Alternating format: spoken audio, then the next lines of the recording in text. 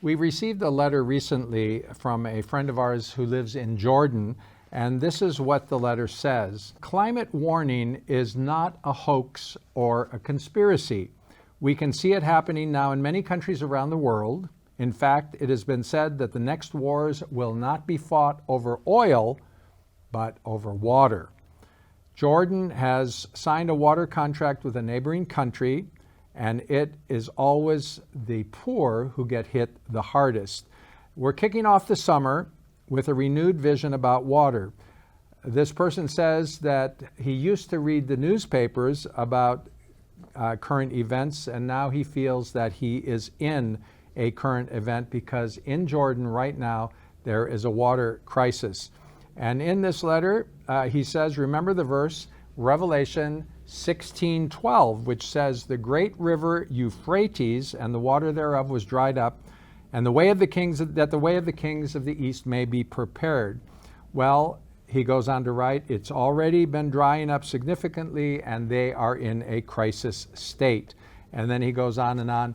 So interesting that he would bring up the river Euphrates and that reference in Revelation chapter 16, verse 12.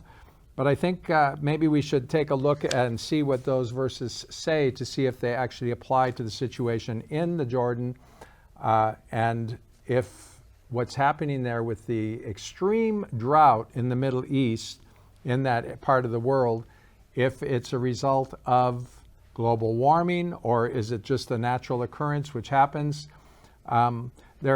The Euphrates River is still one of the most important rivers in the Middle East. It starts in Turkey and goes all the way through Syria and on into Iraq and down to the Persian Gulf there. And it interacts with the other great river, which is the Tigris River. But there are reports of farmers that also are suffering.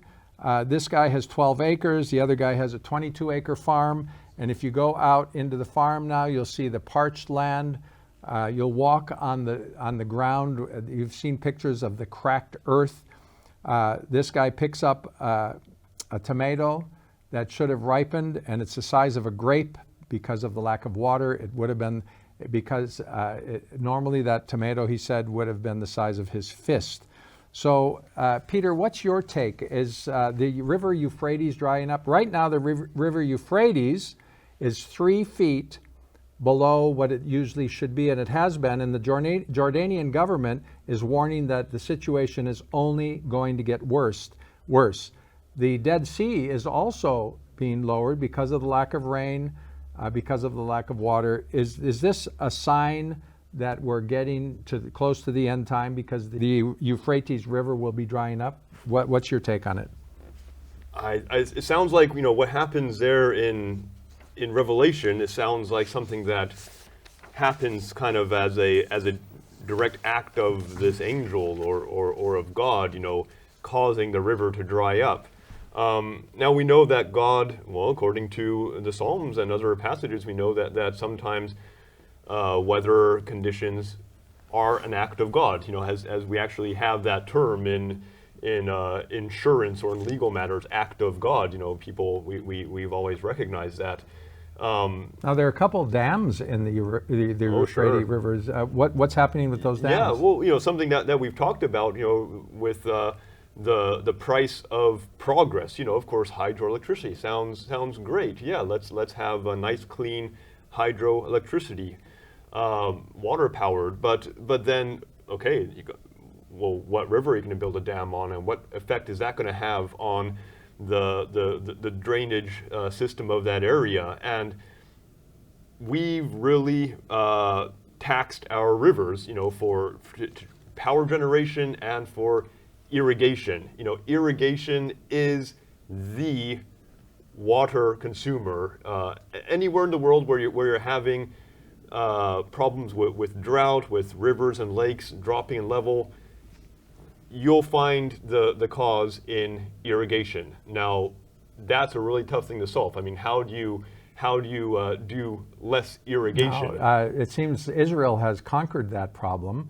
Of course, Israel being in a much greener habitat than Jordan. If you drive along this area of Jordan where they have tried to have these farms and they grow these crops, and you drive a little bit toward the east into Saudi Arabia, that part of Jordan is all sand. It's all dry. It is total desert. It is not like the desert you find in Arizona or New Mexico, where you see those cute little cacti plants, cactus plants, you know, and oh, look at that, those pretty pink flowers. There's nothing there. So if you can't bring water in, there's absolutely nothing that can grow in those parts of the world. I believe Saudi Arabia even had some kind of a scheme where they were going to grow crops. Yeah. And what happened to that? Yeah, well, Saudi Arabia used to be actually a fairly major wheat producer. Not too long ago, they were raising 2 or 3 million metric tons of wheat a year.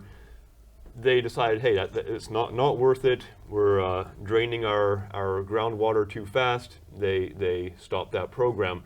You mentioned Israel, and yeah, Israel and the government and different Jewish groups have done some really good work in the way of forestry projects and conservation projects, but they have also done a lot of damage to their environment. You know, they since the establishment of the modern state of Israel, they've drained the Hula marshes, which were a large wetland to the north of Galilee.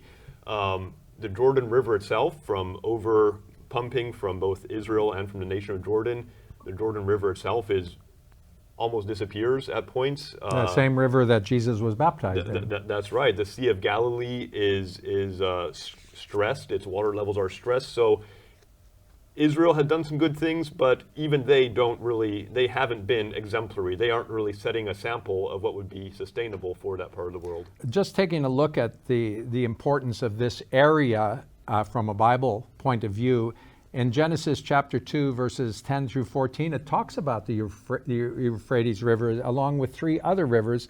It says, and this is from the English Standard Version of the Bible, a river flowed out of Eden, that's the Garden of Eden, to water the garden, and there it divided and became 4 rivers. And the 3rd river was the Tigris, which was about 1,150 miles long, which still exists today. Coming out of Turkey through the Taurus Mountains.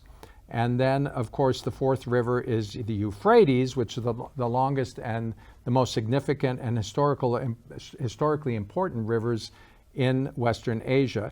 So it says that together with the Tigris, it defined Mesopotamia. And if you go down to, go a few chapters forward into Genesis chapter 15, verse 18, it says, on the day that the Lord made a covenant with Abram, who became Abraham, the father of the Jews, the father of the Christians, and the father of the Muslims, they all 3 claim him to be their father of the faith. It says, to your offspring I will give this land from the river of Egypt to the great river Euphrates. So it's apparently a very important historical place in the world today between the Euphrates and the Tigris and that whole area. And then it's mentioned again in the book of Revelation, in Revelation chapter 16. Well, in Revelation 9:14, there's a verse which says, and the 6th angel who had the trumpet says, release the 4 angels who are bound at the great river Euphrates. So the Euphrates River is so important that there were 4 angels bound to it, and those angels were released to sound their trumpets. Now, this sounding of the trumpets happened before the great reaping, which takes place in Revelation chapter 14, when Jesus takes all of his people up to heaven. But it also takes place before that. But after the reaping of the Christians is the verse that we're referring to here, which was put in this letter by my friend from Jordan, Revelation 16, verses 12 through 15. It says, the 6th angel poured out of his bowl on the great river Euphrates, and its water was dried up to prepare way for the kings of the east. And I saw coming out of the mouth of the dragon, that's the devil, and out of the mouth of the beast, and out of the mouth of the false prophet. So this is definitely talking about the very end of time. It's talking about after the Christians have left the earth and gone to be with Jesus. 3 unclean spirits came out of the mouth of the false prophet like frogs. That's a pretty picture. For they are demonic spirits performing signs, who go abroad to the kings of the whole world to assemble them for battle on the great day of God the Almighty. So it sounds like the drying up the Euphrates is still off in the future. Maybe the Lord's just kind of blowing a little warning whistle here, reminding people that the Euphrates will dry up one day. That's going to be right at the very end of time as we know it today. Yeah. So I don't think that that verse, we could apply it to what's happening in the Middle East at this very moment. This is a theme that's happening all across arid climates of the world. I think there's just such a need to have national focuses on water conservation, watershed conservation. There's been some great projects in Jordan with sustainable farming, with growing fodder crops and fruit crops, but you got to do landscaping properly. You got to keep your ground covered. You can't have these bare fields where everything is scraped away and burned like a lot of farmers in the Middle East do, unfortunately, still do. There are methods that can be implemented, and I wish that these countries, different countries, would put much more focus on preserving their water resources, because the consequences will end populations. The places will become uninhabitable if we face the full consequences of what we see coming. Okay, well, it's a big topic, and certainly the Lord wants us to take good care of this planet Earth that He has given us, and we can each do our part in some little way by not being wasteful, not stripping the earth bare of its natural resources.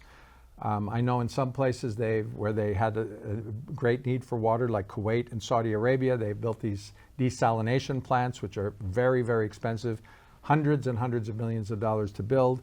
They take the salt water and turn it into fresh water and drink it, and they can run those plants because they've got all the oil to run them, very expensive to run. So when they run out of water, when they run out of oil, they'll also run out of fresh water.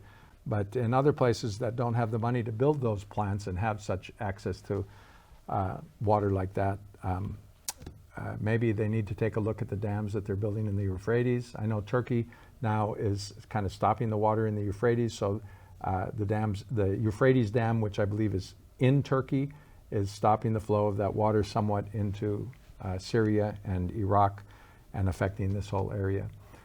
If you have anything you'd like to add to this, please leave a comment below. Maybe you'd like to bring something to our attention or to the attention of our viewers. Thanks for watching, and please be sure to subscribe.